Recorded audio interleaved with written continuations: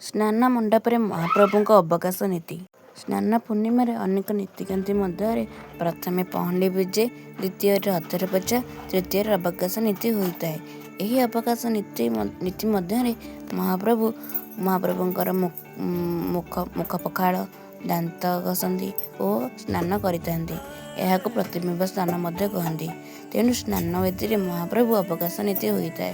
ଏଥିପାଇଁ ମହାପ୍ରଭୁଙ୍କୁ ତଡ଼ପ ଲାଗି ବେଶ କରାଯାଏ ଏବଂ ସୁଗନ୍ଧିତ ଜଳରେ ମହାପ୍ରଭୁଙ୍କର ମୁଖ ପଖାଳ ନୀତି ପଢ଼ି ବକୁଳ କାଠର ଦାନ୍ତକାଠିରେ ମହାପ୍ରଭୁ ଦାନ୍ତ ଘଷନ୍ତି ଏବଂ ଏହାପରେ ସୁଗନ୍ଧିତ ଜଳରେ ମହାପ୍ରଭୁଙ୍କର ବିମ୍ବ ସ୍ନାନ ହୋଇଥାଏ। ଏହି ବିମ୍ବ ସ୍ନାନରେ ମହାପ୍ରଭୁଙ୍କ ଆଗରେ ଦର୍ପଣିଆ ସେବକ ଏକ ଦର୍ପଣୀ ରଖନ୍ତି, ଯେଉଁଥିରେ କି ପୂଜାପଣ୍ଡା ସେବକ ସୁଗନ୍ଧିତ ଜଳର ଧାରା ପ୍ରବାହିତ କରି ମହାପ୍ରଭୁଙ୍କୁ ବିମ୍ବ ସ୍ନାନ କରାଇଥାନ୍ତି। ଏହା ମହାପ୍ରଭୁଙ୍କର ଏକ ଅଲୌକିକ ଲୀଳା, ଯେଉଁଥିରେ କି ତିନି ଭାଇ ଭଉଣୀ ବିମ୍ବ ସ୍ନାନ କରନ୍ତି। ଦେଖନ୍ତୁ ଏହା କିପରି ଏକ ଅଲୌକିକ ଲୀଳା। ଆଜି ସ୍ନାନଯାତ୍ରାରେ ମହାପ୍ରଭୁ ପ୍ରତ୍ୟକ୍ଷ ସ୍ନାନ କରିବେ, ମାତ୍ର ସେ ତାଙ୍କର ପରୋକ୍ଷ ସ୍ନାନକୁ ମଧ୍ୟ ଭୁଲନ୍ତି ନାହିଁ।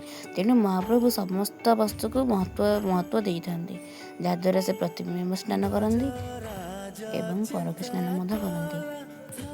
ଏହିଭଳି ଭାବେ ମହାପ୍ରଭୁଙ୍କର ଅବକାଶ ନୀତି ବଢ଼ିଥାଏ ଏବଂ ଏହାପରେ ମହାପ୍ରଭୁଙ୍କର ଅନ୍ୟ ନୀତିକାନ୍ତିମାନ ହୋଇଥାଏ, ଯଦ୍ୱାରା ମହାପ୍ରଭୁଙ୍କ ଜଳଛତ୍ର ବିଜେ ଓ ଏହାପରେ ମହାପ୍ରଭୁ ପ୍ରତ୍ୟେକ ଭାବେ ସ୍ନାନ କରନ୍ତି ଏବଂ ଏହାପରେ ଗଜପତି ମହାରାଜ ଆସି ମହାପ୍ରଭୁଙ୍କର ଛେରା ପହଁରା କରନ୍ତି ଏବଂ ଏହାପରେ ମହାପ୍ରଭୁଙ୍କର ହାତୀ ବେଶ ବଢ଼ିଥାଏ ଓ ପୁରା ଗୋଟିଏ ଦିନର ଭୋଗ ହାତୀ ବେଶ ହେବା ପରେ ମହାପ୍ରଭୁଙ୍କଠାରେ ଲାଗିଥାଏ ଏବଂ ଭୋଗ ଶେଷ ହେବା ପରେ ମହାପ୍ରଭୁ ଅନବସର ପିଣ୍ଡିକୁ ବିଜେ କରିଥାନ୍ତି। ଜୟ ଜଗନ୍ନାଥ।